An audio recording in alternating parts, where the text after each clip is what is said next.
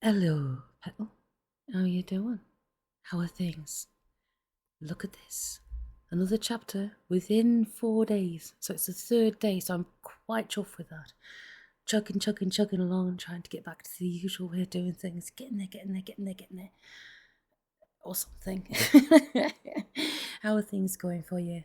It's been toasty warm here. I saw a funny thing on Instagram earlier on yesterday. Time flies when you're not sleeping. Only joking. But I saw a funny thing where they were comparing the Floridian summer to the English summer. And the fact is, I mean, I absolutely put my hands up and say, yep, America has some really spicy weather. It has some feisty, spicy, swampy weather. We know all this. It gets rare. But big difference.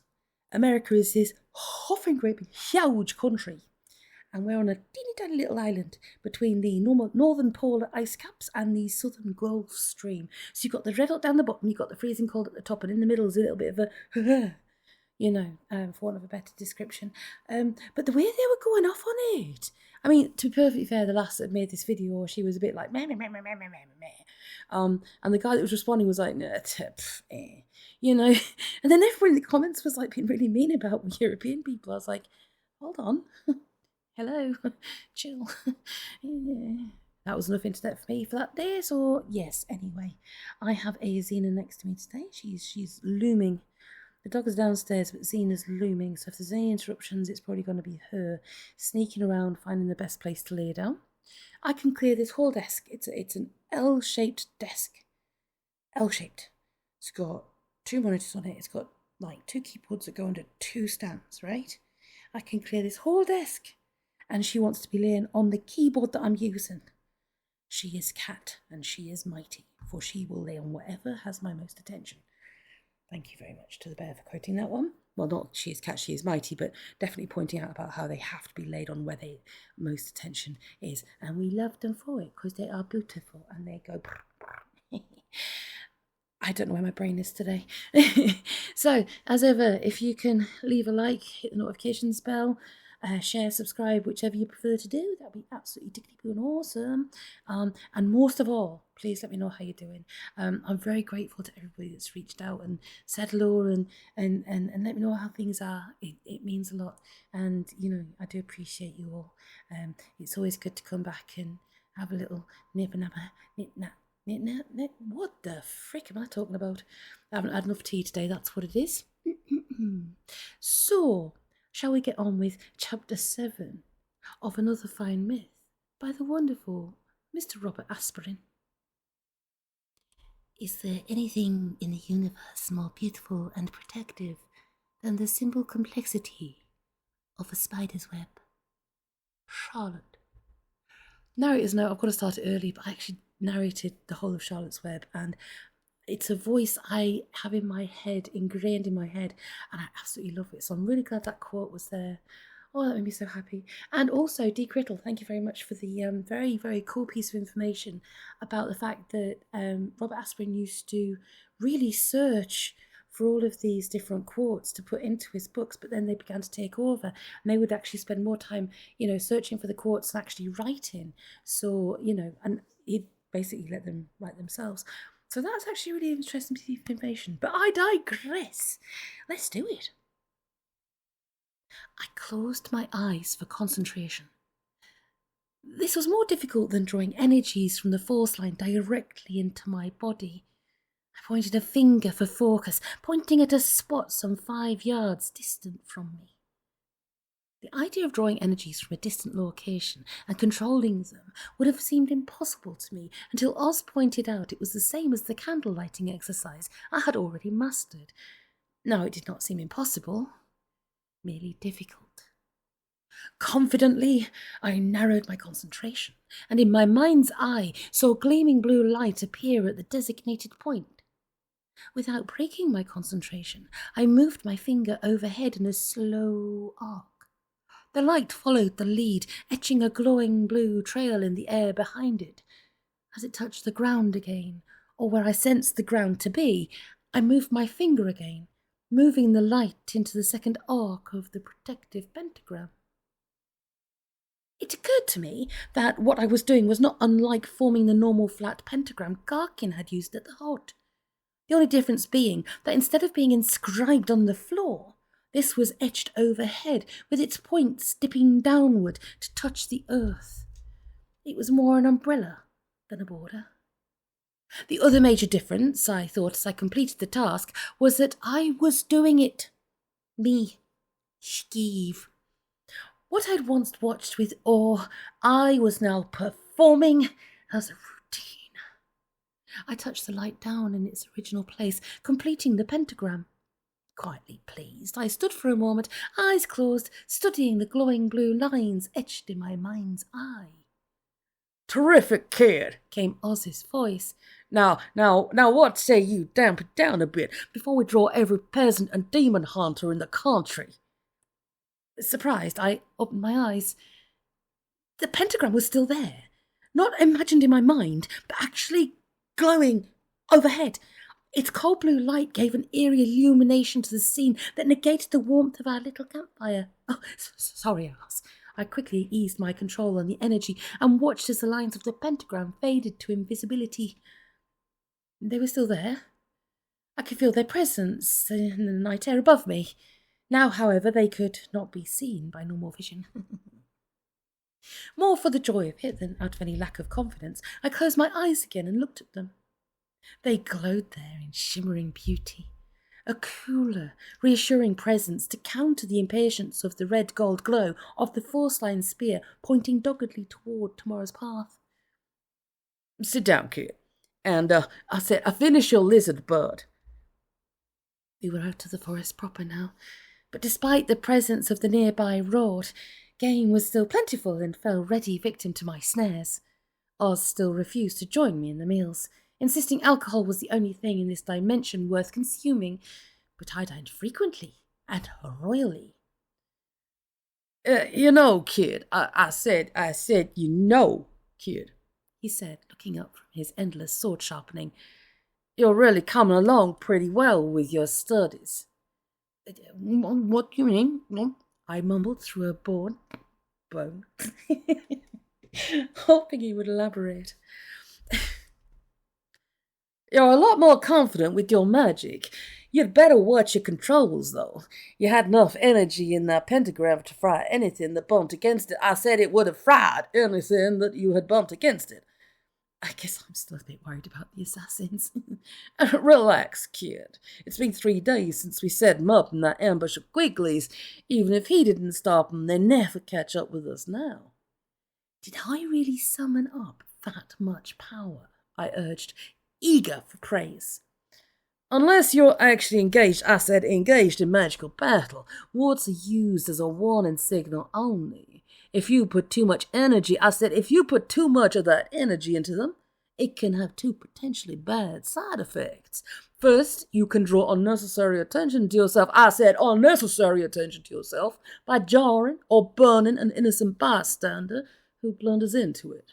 Second, if it actually reaches a magical opponent, it probably won't stop him. Just alert him that he is a potentially dangerous foe in the area." I thought it was a good thing if I could summon up lots of power. "Look, kid, this isn't a game. You're tapping into some very powerful forces here. I said you are tapping into some very powerful forces here. The idea is to strengthen your control, not see how much you can liberate. If you get too careless with experimenting, you could end up helpless when the actual crunch comes." "Oh," I said, unconvinced. "Really, kid, you got to learn this. I said you got to learn this. Let me try an example. Suppose for a minute you're a soldier assigned to guard a pass. Your superiors put you on the post and give you a stack of 10-pound rocks. All you have to do is watch to see if anyone comes, and if they do, drop a rock on their head. Are you with me so far? I said, are you with me so far?" "I guess so." "Fine. Now it's a long, boring duty, and you've had lots of time. I said you've had lots of time to think. You're very proud of your muscles, and decide it's a bit insulting that you were only given 10-pound rocks. 20-pound rocks would be more effective, and you think you could handle them as easy as a 10-pound variety. Logical? I nodded vaguely, still not sure what he was driving at. Just to prove the point to yourself, I said, just to prove the point to yourself, you have the 20-pound rock, and sure enough, you can handle it. Then it occurs to you, if you can handle a 20-pounder, you should be able to handle, I said you should be able to handle a 40-pounder, or even a 50-pounder. So you try, and then it happens. He was getting so worked up, I felt no need to respond. You drop it on your foot, or you pull a muscle, or you keel over from heat exhaustion, or any one of 100 other things. Then where are you? I said, where are you then? He levelled an accusing finger at me. The enemy strolls through the pass. You're supposed to be good, and you can't even lift the original 10-pound rock to stop them, all because you indulged in needless testing of idiotic muscle power. I was impressed, and gave the matter serious thought before replying. I see what you're saying, Aahz, but there's one flaw in your example. The key word is needless. Now, in my case, it's not a matter of having a stack of 10-pound rocks that would do the job. I have a handful of gravel. I'm trying to scrounge around for a rock big enough to actually do some damage. True enough, Aahz retorted. But the fact remains, if you overextend yourself, I said if you overextend yourself, you won't be able to use what you already have. Even gravel, I said, even gravel can be effective if used at the right time. Don't underrate what you've got or what you're doing. Right now, you're keeping the finder spear going, maintaining the wards, and keeping my disguise intact. That's a lot for someone of your abilities to be doing simultaneously. If something happened, I said, if something happened right now, which would you drop first? Too late, we're already dead. You won't have time to ponder energy problems. That's why you always have to hold some back to deal with immediate situations while you rally your energies from other activities. Now do you see? I said, now do you see? I think so, Aahz, I said haltingly. I'm a bit tired. Well, think about it. It's important. In the meantime, get some sleep and try to store up your energies. I said, try to store up those energies. Incidentally, let the finder spear go for now. You can summon it up again in the morning. Right now, it's just a needless drain. Okay, Aahz. How about your disguise? Better keep that, and it'll be good practice for you to maintain both that and the wards in your sleep. Speaking of which... Right, Aahz. I drew my acquired assassin's cloak about me for warmth and curled up. Despite his gruff manner, Aahz was persistent that I get enough sleep as well as food. Sleep did not come easily, however. I found I was still a bit wound up over casting the wards.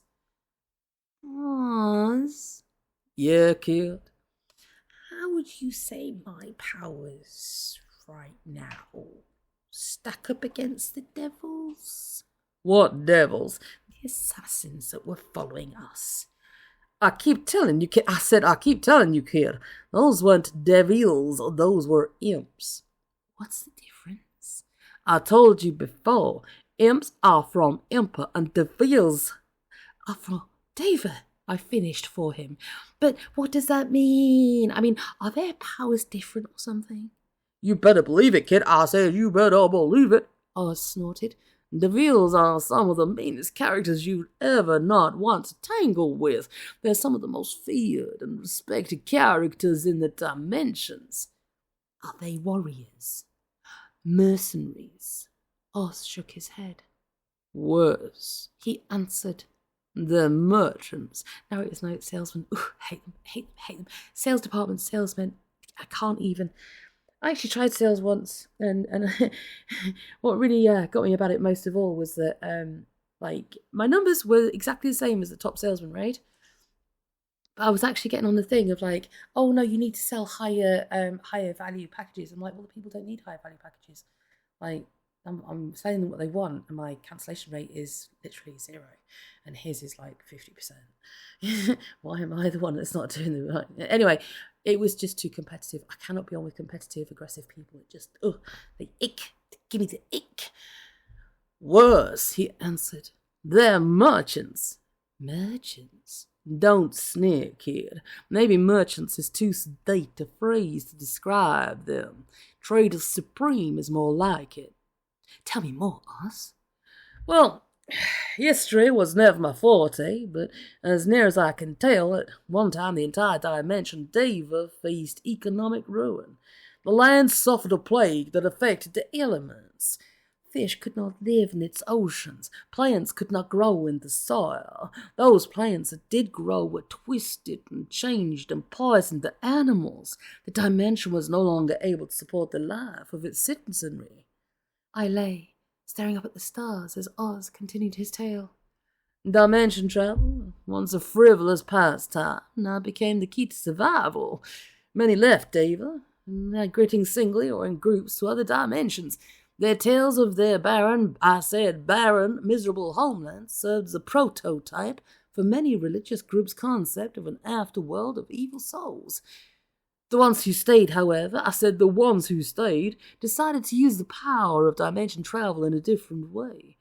They established themselves as traders, traveling dimensions, buying and selling wonders. What is common in one dimension is frequently rare in another. As the practice grew, they became rich and powerful, also the shrewdest hagglers in all the dimensions. Their techniques for driving a hard bargain have been passed down from generation to generation and polished until now they are without equal. They are scattered throughout the dimensions, returning to Deva only occasionally to visit the bazaar. The bazaar? I prompted. Narrators, have you noticed that every D&D or fantasy or anything like that has a bazaar? It's just like, always a bazaar. I was just trying to remember which was the other game that I was playing that wasn't actually a Final Fantasy game, and it had a bazaar in it, and it was, it might have been Jak and Daxter. Could have been Jak and Daxter. Way back in the day. Anyway, I digress. No one can travel extensively in all dimensions in one lifetime.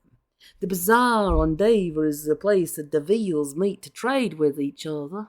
An off-dimension visitor there will be sore pressed to not lose all much less hold his own. It's said if you make a deal with a Devil, you'd be wise to count your fingers afterward, then your arms and legs, then your relatives. I get the picture. Now, about the Imps? The Imps. Aahz said the word as if it tasted bad. The Imps are inferior to the Devils in every way. How so? They're cheap imitations. I said they are cheap imitations. Their dimension, Impa, lies close to Deva, and the Devils bargain with them so often they're almost bankrupt from the irresistible fair deals. To hold their own, they've taken to aping the Devils. Narrator's note, just a thought. Whatever happened to Mod Nation Races? That game, Mod Nation Races, that was so good. Oh my goodness. That just popped into my brainicles. Goodness gracious me. They're cheap imitations. Their dimension, Impa, lies close to Deva, and the Devils bargain with them so often they're almost bankrupt from the irresistible fair deals. Narrator's note, my goodness me, the coinky dinkies that are coming along in these books, I cannot even. To hold their own, they've taken to aping the Devils, attempting to peddle wonders through the dimensions. To the uneducated, they may seem clever and powerful. In fact, occasionally they try to pass themselves off as Devils. Compared to the masses, however, they're bungling incompetence. He trailed off into silence. I pondered his words, and they prompted another question. Say, Aahz. Yeah, kid? What dimension do you come from? Perv. Does that mean you're pervert? No, that makes me a pervert. Now shut up. I assumed he wanted me to go to sleep and maintained silence for several minutes. There was just one more question I had to ask. However, if I was going to get any sleep at all. Aahz, keep it down, kid.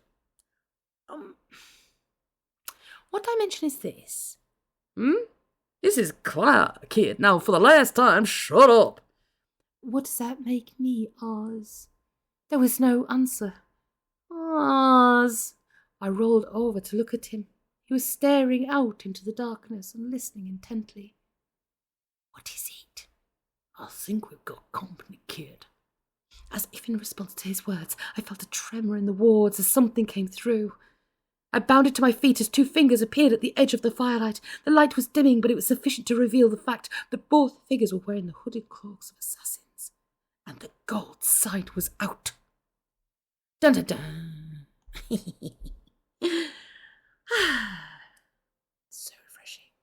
It always makes you feel so good, like reading a chapter. I know it's never perfect, but I like it that way, and it's just is. It's fun, isn't it? It's like, I know you guys have always been so kind and said how much you enjoy it, so I'm glad that you enjoy it with me, and we can have our own little unique part of the Tinterweb, because the rest of it's pretty ick as well. Yes. So that was chapter 7, I think. Was it chapter 7? I'm looking at my other screen to make sure it was the last one, chapter 6, yeah. And nobody noticed, did they? No, nobody noticed that I had an accident and I accidentally, the chapter 5, I still had chapter 4's titles on it because I copy it over so I don't have to do so much work. Yeah, I just realised that one of the next names is actually Throckwaddle. That just made me laugh. Throckwaddle. That's going to be fun to work with. I can't get over it. Like an assassin called Throckwaddle. Like throttle? Oh my goodness gracious. I'm going to have to read forward on that one. Anyway. All the waffling and the bedoodling. As I said, just getting back into it, so I'm still a bit rusty, still a bit raw, but we're getting there and it's awesome. So as ever, please leave a comment, let me know how you're getting on. I know I've already asked, but there's no shame in asking twice. And yeah, as I said, let me know how you're doing in the comments or drop me a line by email. If I don't respond within at least 5 days, give me a nudge and say, oh, the hell you think you're doing? Or heck do you think you're doing? Depending on your persuasion. And then we can obviously catch up properly.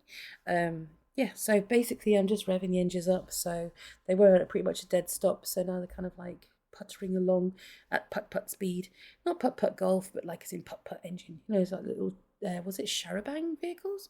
Charabang? Is that what they were called? But they'd gone on going pup, pup, pup, pup, or something like that. Right, the weather's crazy all over right now. No matter where you are, if you're on the west coast, keep safe. Please keep safe. If you've got any extreme weather conditions that are really causing problems in your area, please keep safe. Climate change has always been a thing.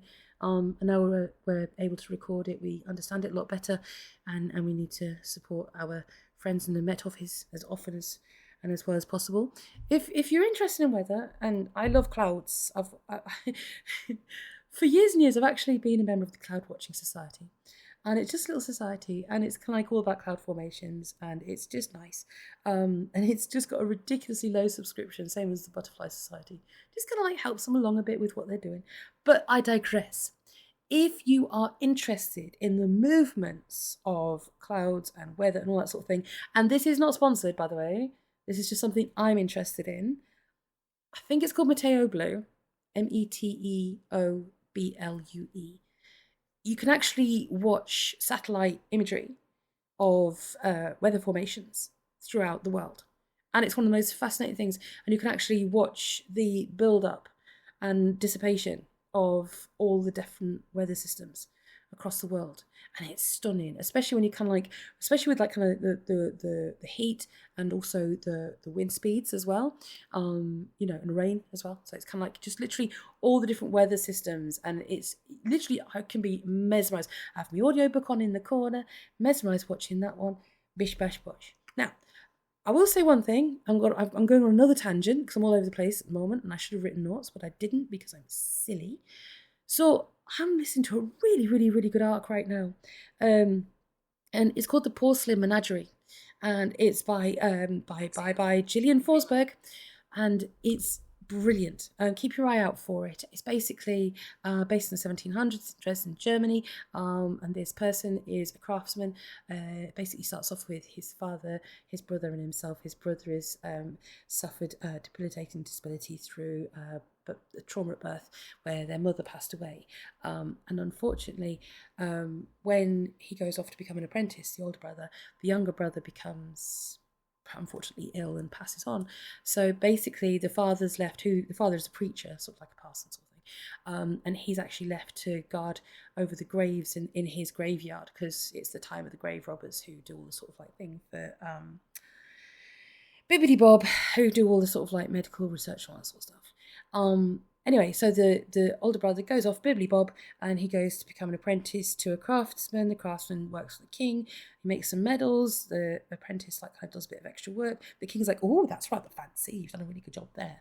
And then he's like, says to the master, he's like, are you proud of him? And the master's like, yes, I'm very proud of him.